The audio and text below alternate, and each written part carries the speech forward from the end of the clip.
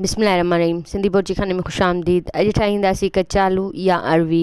ही जेका सब्ज़ी हूंदी आहे इन खे छिलण लाइ थोरो किन माण्हुनि खे एलर्जी थींदी आहे, इन लाइ पंहिंजे हथनि ते ऐं जंहिं छुरीअ सां तव्हां कटियो था उन खे तेल हणी छॾिजो त जीअं एलर्जी खां बची सघियो। उन खां पोइ मूं ही सिंपल जीअं आलू तरबा आहिनि ईअं ई हिननि खे मूं छिले ऐं इन्हनि खे गोल गोल कतरनि में कटियो आहे। उन खे पोइ मूं उन खे तरियो आहे। तरण खां पोइ लूणु मिर्च ऐं चाट मसालो हिन जे मथां विझी छॾियो आहे त इन सां बि सुठा थींदा आहिनि जीअं आलू थींदा आहिनि। ॿियो हिन खे ॿिए तरीक़े सां मूं जीअं आलू टुक ठाहिया हुया इन तरीक़े सां मां हिन खे ठाहींदसि। उहो ई असां मतिलबु अरवी खणंदासीं, उन्हनि खे मां छिलींदमि, सुठे नमूने छिलींदासीं। छिलण खां पोइ उन खे मां बॉयल कयो सिर्फ़ु 5 खां 10 मिंट बि मुश्किल सां ई मतिलबु मसाला ॻरी वेंदा आहिनि। उन खां पोइ इनखे मूं बॉयल कयो आहे, कुकर में बॉयल कयो आहे। जॾहिं ही बॉयल थी वञनि, जेकॾहिं तव्हां पंहिंजे हथ जी जीअं तरीअ जी मदद सां उन्हनि आलूनि कचा आलूनि खे तव्हां दॿायो त बि सही आहे, या मतिलबु जेकर तव्हांजा ईअं समान खे जीर ॾेई विच ते उन में धाणा,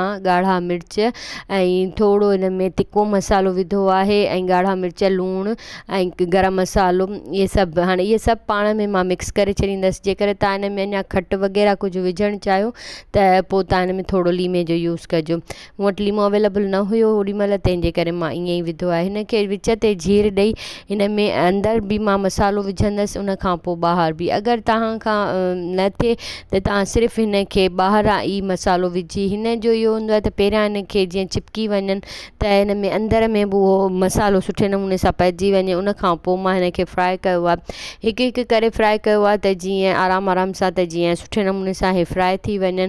त जहिड़े बि तरीक़े सां तव्हांखे सम्झ में अचे, अगरि तव्हांखे हिन जे विच में तव्हां मसालो विझी ऐं विझणु था चाहियो त बि ही सुठी थी वेंदी। अगरि तव्हां हिन जे मथां ई सिर्फ़ु हिननि खे विझी ढक हणी ऐं पोइ मसालो विझो, पर हिननि खे थोरो फ्राए कंदो त ही सुठे नमूने ठहींदियूं। हूअं त ही तक़रीबन पची वियूं आहिनि, पर हिननि खे क्रिस्प करण लाइ असां थोरो हिननि खे फ्राए कंदासीं। जॾहिं फ्राए थी वञनि, कोशिशि कंदा कयो त हमेशह थोरो थोरो तेल यूज़ कंदा कयो त जीअं उनखे ॿीहर यूज़ न करिणो पवे, छो जेके जो बार बार तेल यूज़ करण सां ख़राबु थी वेंदो आहे।